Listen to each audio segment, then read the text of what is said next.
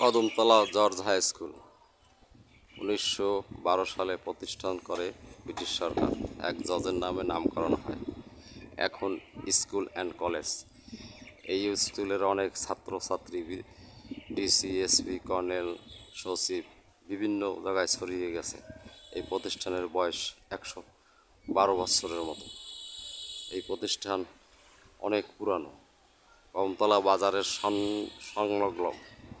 এই প্রতিষ্ঠান এখনও শতে শতে ছাত্র পড়াশোনা করে। এই প্রতিষ্ঠান অনেক পুরানো। পাশে মসজিদ আছে, ডাকঘর, ওই একটি গেট করছে, নতুন একটি গেট। গেটের সামনে লেখা আছে জজ হাই স্কুল অ্যান্ড কলেজ।